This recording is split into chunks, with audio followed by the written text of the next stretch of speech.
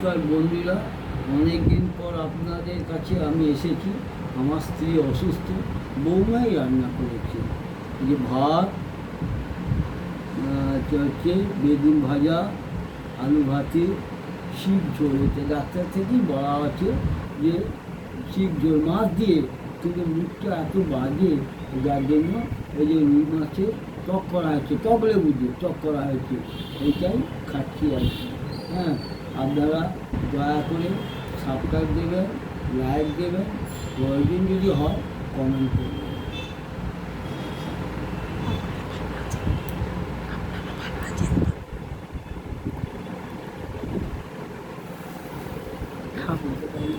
খাও খাও খাও খাও খাও আরে ভাত তো শক্ত।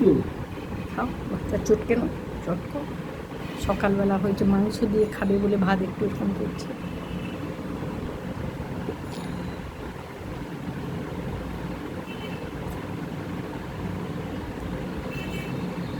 বলা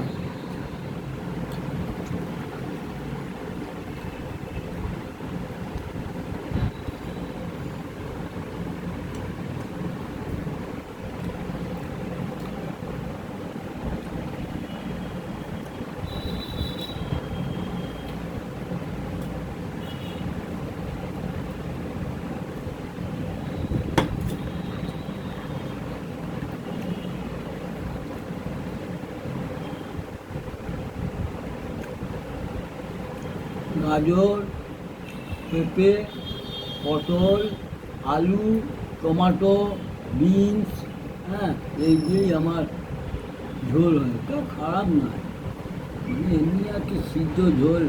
ডাক্তার থেকে বলা আছে ঝাল খেতে নিষিদ্ধ।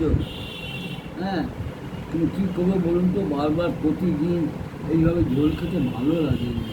আর দীর্ঘ 4 বছর খাচ্ছি, মাংস বন্ধ। ডাক্তার থেকেই বলে দিয়েছে হার্ট পেশেন্ট, আপনার মাংস চলবে না, যত পারেন আপনি মাছ খাবেন। যে মাছ ঝোলে যায়, তো আমার স্ত্রী দেয়, আর যেটা আমার স্ত্রী তো আর দিনের হলে একটু অসুস্থ হয়ে পড়েছে। আমার বৌমা রান্না করছে, বলে দিয়েছিলাম একটু টক লেবু দিয়ে টক করতে, করে দিয়েছি, সেটাই খাবো।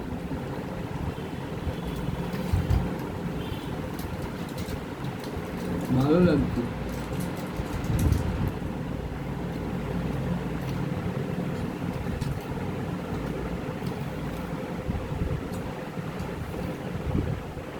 ও মারাত্মক, এই যে মাছ,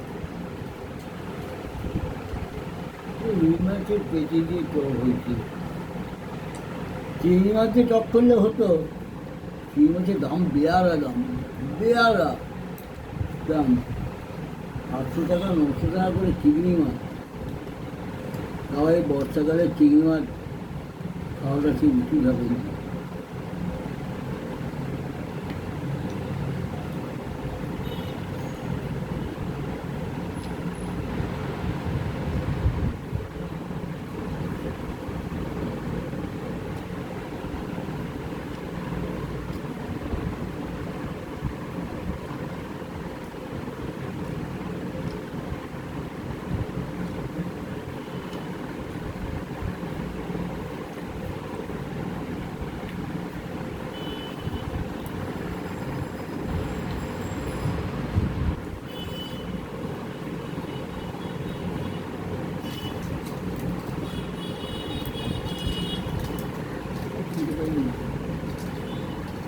Ini